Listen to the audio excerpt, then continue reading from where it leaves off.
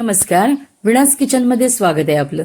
चला आज आपण गावठी लिंबाचं लोणचं तयार करूया. तर इथे बघा लिंबू असे चांगले कट करून घेतले, त्यातल्या बिया पण काढून टाकल्या आहेत. आपण सगळ्या बिया काढून टाकायच्या आणि बघा आपण हळद आणि मीठ लावून ह्या फोडींना व्यवस्थित मिक्स करून घेतोय. त्यानंतर काय करायचं, एक बरणी सुकी घ्यायची, अगदी आतून चांगली सुकलेली पाहिजे, ओलावा जरा पण असता कामा नये. त्याच्यानंतर ह्या सगळ्या आपण हळद आणि मीठ लावलेल्या लिंबाच्या फोडी आहेत त्या बरणीत टाकल्या आणि ह्या बरणीला ना 8 दिवस मी असंच ठेवलं. पण असंच ठेवलं नाही, ह्या बरणीला 8 दिवस दिवसातून 3 वेळा वर खाली त्या फोडी करायच्या. मीठ जर तुम्हाला कमी वाटलं तर त्याच्यात मीठ अजून थोडं तुम्ही टाकू शकता, कारण मिठामुळेच लोणचं टिकतं, टिकायला चांगली मदत होते. त्याच्यामुळे तुम्ही अजून थोडंसं ह्याच्यात मीठ वाढवू शकता. पण एवढं करायचं आठवणीने की दिवसातून 3 वेळा ही बरणी हलवायचीच, म्हणजे मग व्यवस्थित त्याचं मीठ जे लावलेलं आहे ना ते फोडींना लागतं आणि ह्या फोडी ज्या नरम पडतात एकदम. आणि असा कलर झाला आणि अशा नरम पडल्या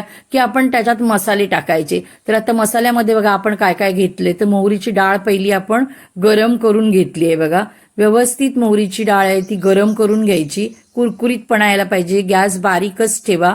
आणि त्याच्यानंतर बघा आपण ह्याच्यामध्ये 1 चमचा धने घेतलेत, त्याच्यानंतर 1 चमचा आपण बडीशेप घेतली आहे, 1 चमचा जिरं घेतलंय, थोडीशी मिरी घेतली आहेत बघा, 7-8 मिरी टाकली आहेत आणि आपण थोडीशी मेथी टाकली आहे.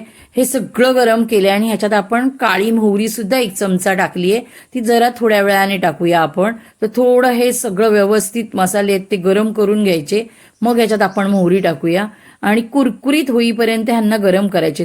तुम्ही जर माझ्या चॅनेलवर नवीन असाल तर माझ्या चॅनेलला लाईक, शेअर आणि सबस्क्राईब करायला विसरू नका. तर हे मसाले बघा मी व्यवस्थित असे गरम केले, थंड करून घेतलेत आणि त्यानंतर मिक्सरवर किंवा खलबत्त्यात जाडसर असे वाटून घ्यायचे. तर इथे बघा मी मिक्सरवर असे जाडसर वाटून घेते. त्याच्यात आपण ती मोहरीची डाळ पहिली गरम केलेली ती पण टाकली आहे. आता हे सगळे मसाले आहेत ते आपण ह्या लोणच्याच्या फोडीमध्ये ओतूया आणि व्यवस्थित ह्या लोणच्याच्या फोडीला हे मसाले लावून घेऊया. ह्याच्यात परत अजून आपण थोडं मीठ टाकतोय आणि लाल तिखट टाकतोय, तेही असं व्यवस्थित लावून घेतेय बघा मी. आणि त्याच्यानंतर आपण आता तेल गरम करूया आणि राहिलंय फक्त आपल्याला ह्याच्यात हिंग टाकायचा. तर तो हिंग मी गरम गरम तेलात टाकणार आणि तेल थंड करून घेणार आहे आणि त्यानंतरच या लोणच्यामध्ये मी ओतणार आहे. तर मी तुम्हाला काय सांगू, हे लोणचं मी पहिल्यांदाच केलेलं, माझी आजी बनवायची, तर मी कधी ट्राय नाही केलेली. आधी पहिलं थोडंसंच लोणचं करून बघितलं, कारण तसं बघितलं तर माझे 20-22 लिंबू होते लोणच्यासाठी, पण मी आधी सगळे लिंबू नाही कापले. तर माझ्या पद्धतीने एकदा तुम्ही ट्राय करा, वाटल्यास थोडं लोणचं बनवून बघा.